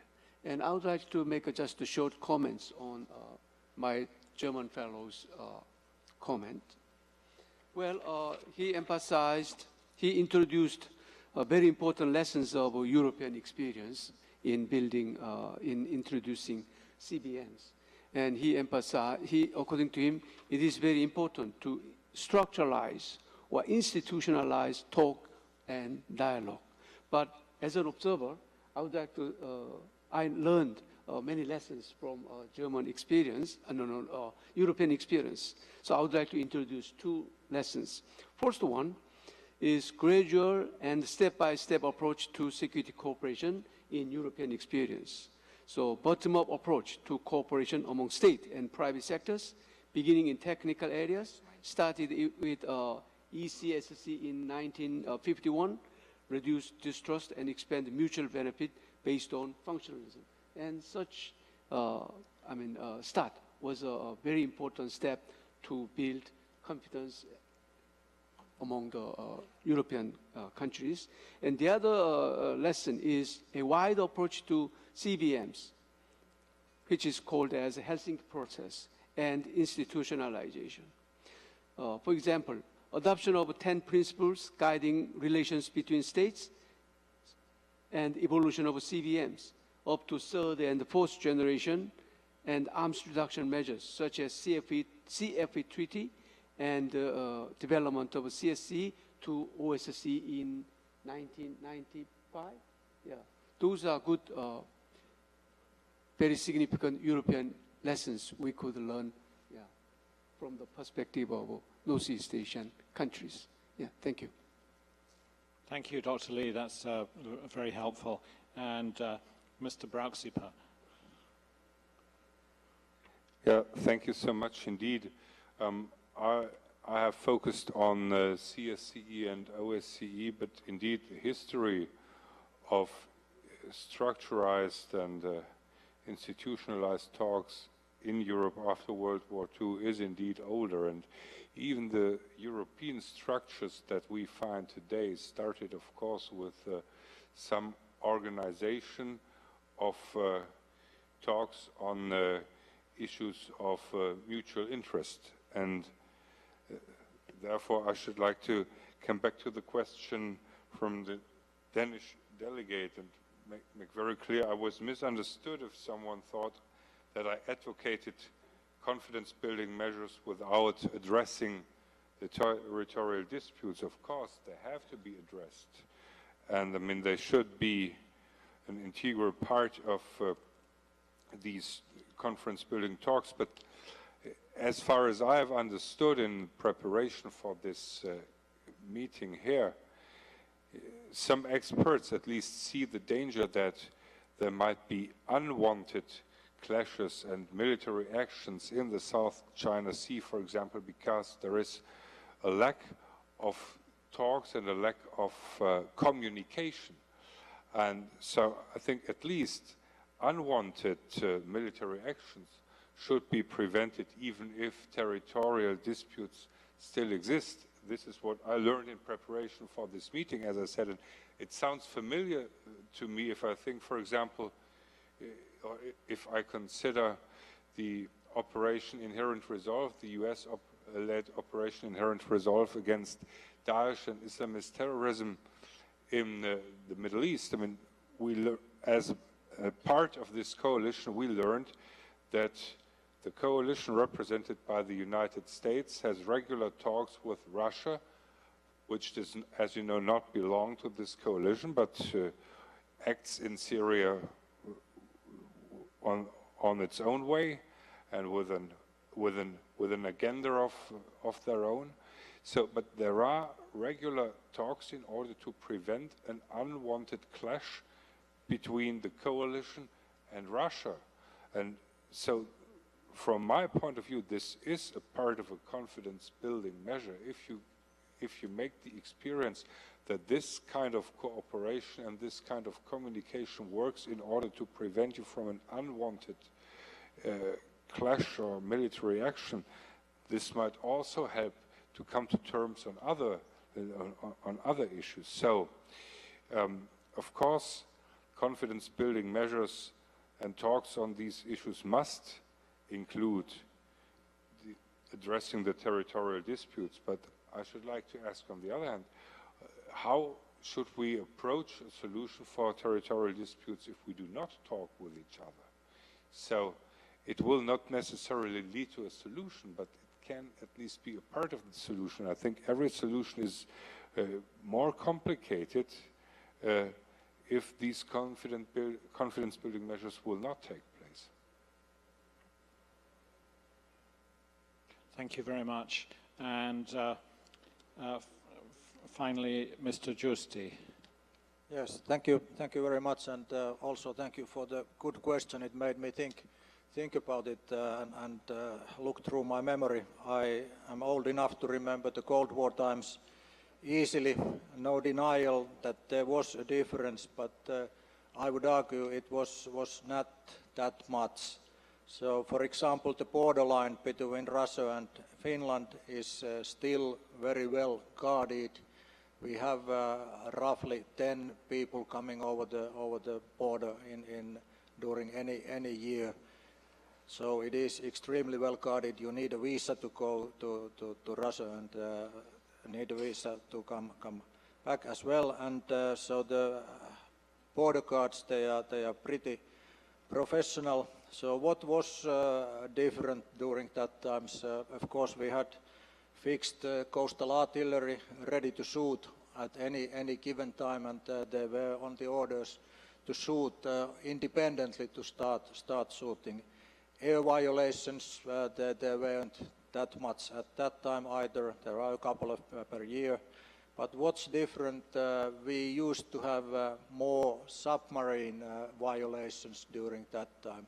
We have a pretty good fixed underwater network, so we can detect the submarines and their activities is less nowadays. We have better communications. Some of the responsibility from the military has been changed to the civilians.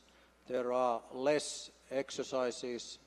Unfortunately, it is now growing back, and there are some so-called black flights, something like 20% of the Russian flights in the Gulf of Finland are so-called black flights. That means they don't deliver any flight plan, they don't have any transponder, and they don't answer any radio calls.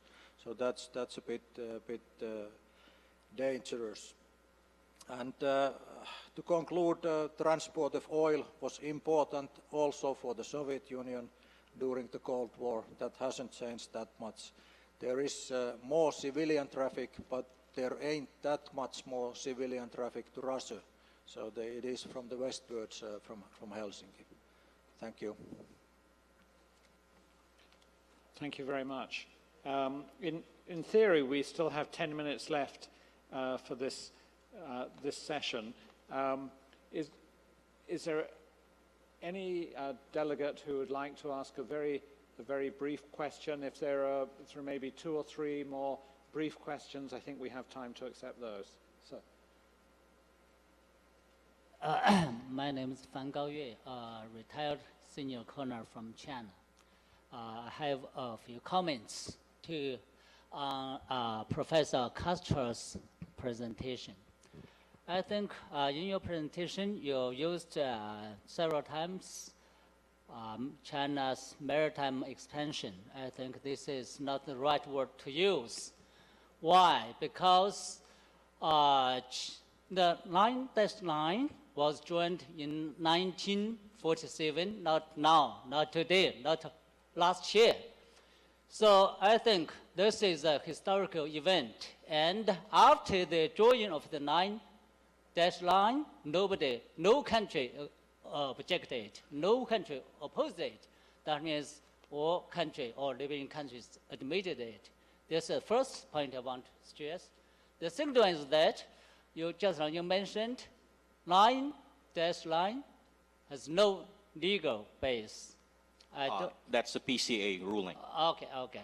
I think this line was drawn according to Cairo Declaration and Potsdam Proclamation.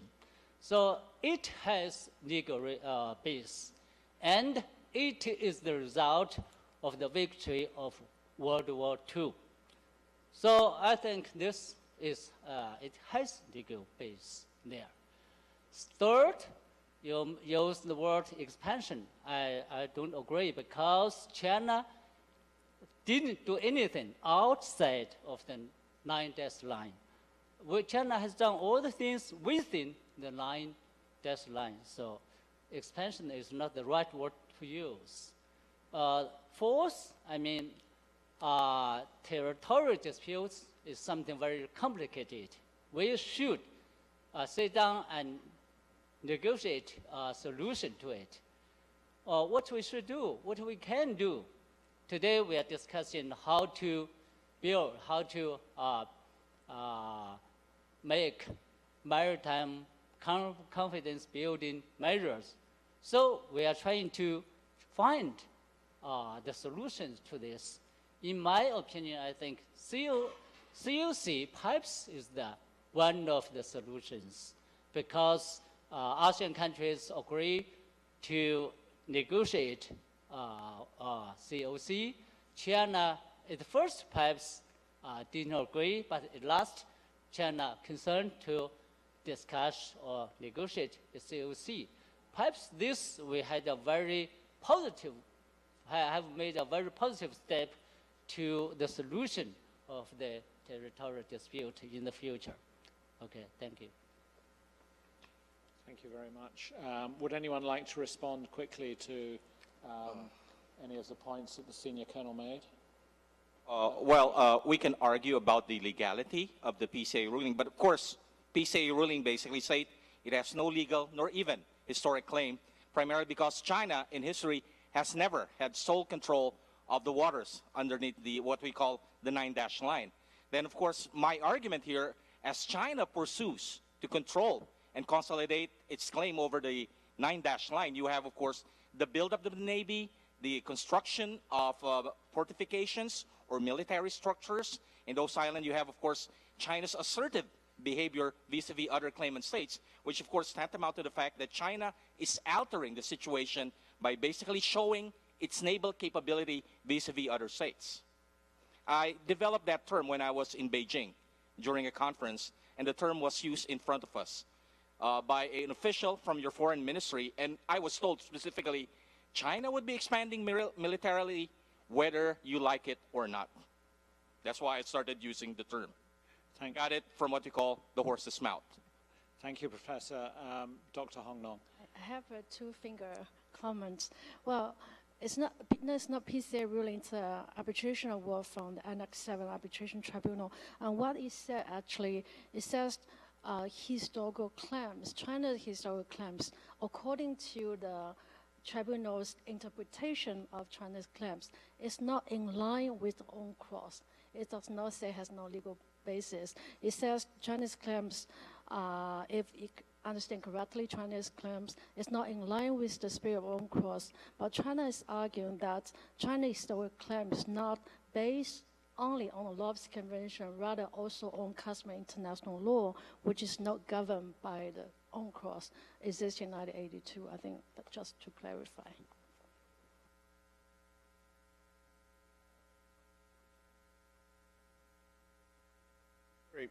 Two very brief questions. One for Professor Lee. In 2012, North Korea sank the Chonan, or at least that's the generally accepted view, although several major countries refused to accept that finding. There have also been incidents along the northern limit line, especially during crab fishing time. But those incidents seem to have fallen off the public radar. So I'm curious to know at this point, are there any informal CBMs between the Republic of Korea and North Korea in the maritime context, especially during fishing season, because there doesn't seem to have been too many incidents? And for Dr. Hong Nong, one of the key issues for any CBM has to be accepted common terminology and terminological definitions. President Xi Jinping said to President Obama in, I believe, 2015, that China would not militarize the South China Sea. Since then, there has been a great deal of evidence produced that China is now building fortifications, deploying military forces, etc. How exactly should we conceive of the term militarization? I'm going to assume that President Xi knew exactly what he was promising and that the Chinese military responds to President Xi's orders. So what is the Chinese definition or concept of militarization that squares this circle? Thank you. Great question.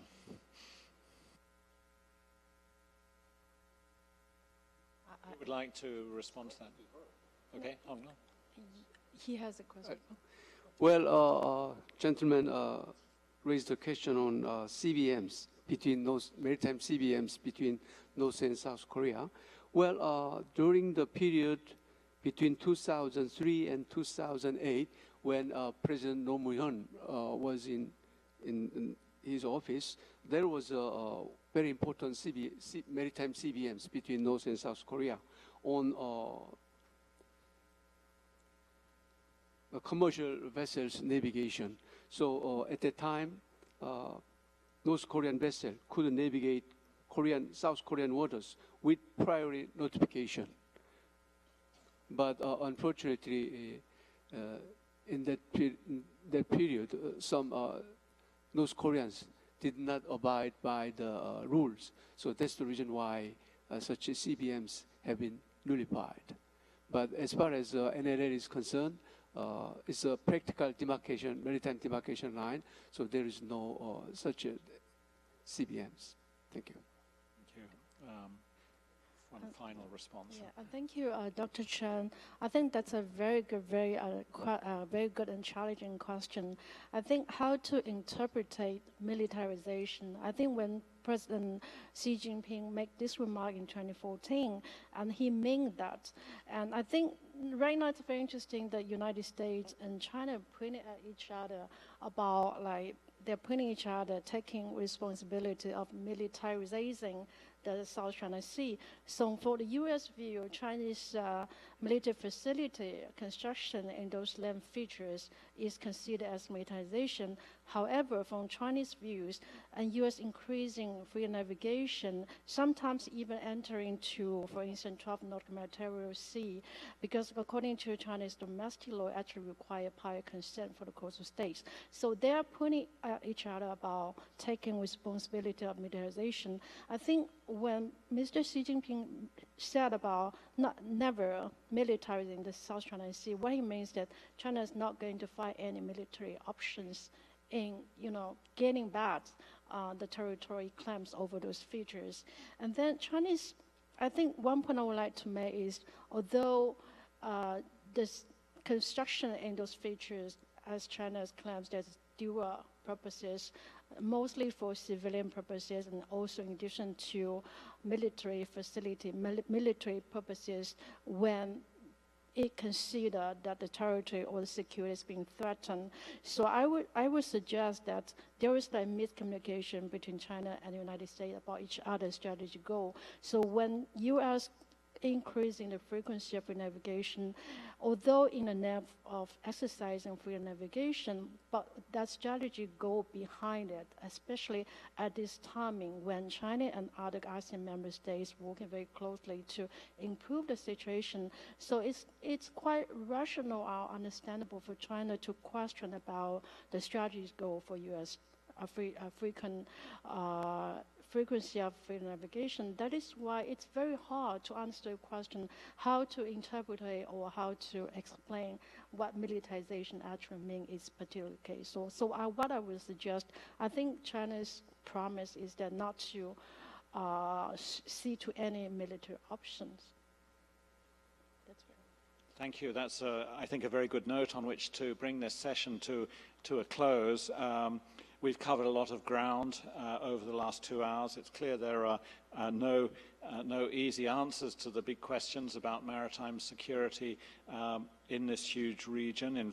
Indeed, this session seems to have highlighted the depths of the differences on some important maritime security issues, but it's also clear that dialogue can play a very important role in brokering closer understanding and ruling out some misunderstandings.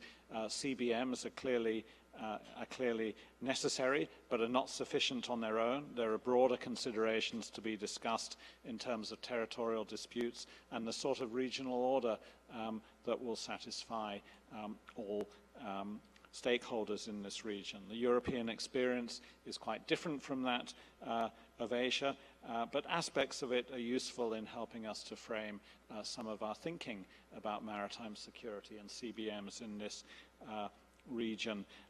So I'd like to thank our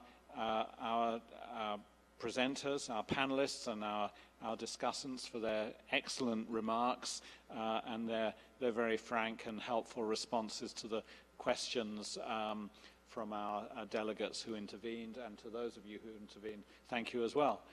Great session. Thank you.